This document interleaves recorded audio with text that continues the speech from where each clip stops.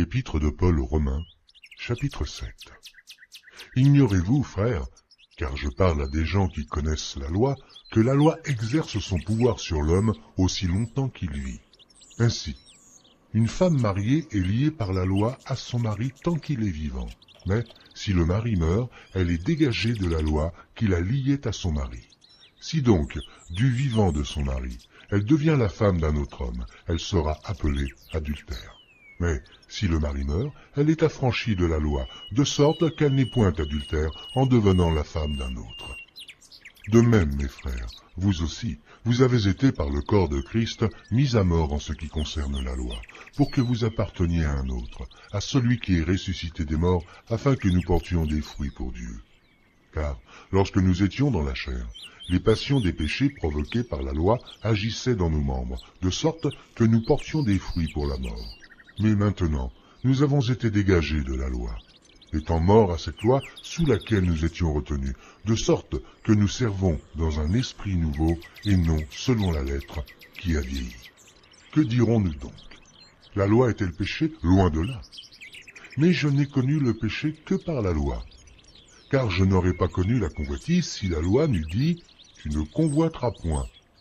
Et le péché saisissant l'occasion produisit en moi, par le commandement, toutes sortes de convoitises, car sans loi, le péché est mort. Pour moi, étant autrefois sans loi, je vivais. Mais, quand le commandement vint, le péché reprit vie, et moi je mourus. Ainsi, le commandement qui conduit à la vie se trouva pour moi conduire à la mort. Car le péché, saisissant l'occasion, me séduisit par le commandement, et par lui me fit mourir. La loi donc est sainte, et le commandement est saint, juste et bon. Ce qui est bon, a-t-il donc été pour moi une cause de mort? Loin de là. Mais c'est le péché, afin qu'il se manifestât comme péché, en me donnant la mort, par ce qui est bon, et que, par le commandement, il devint condamnable au plus haut point.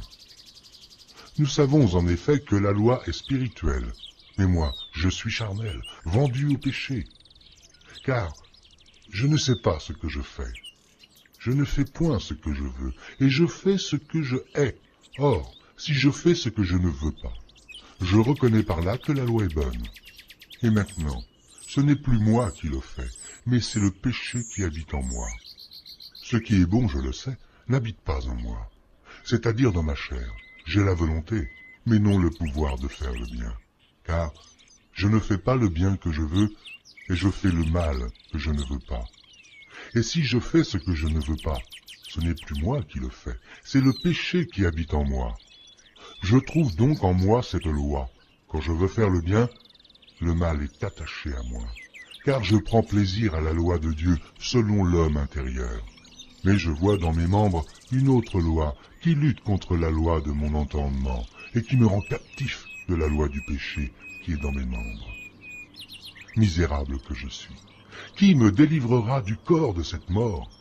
Grâce soit rendue à Dieu par Jésus-Christ notre Seigneur. Ainsi donc, moi-même, je suis par l'entendement esclave de la loi de Dieu, et je suis par la chair esclave de la loi du péché.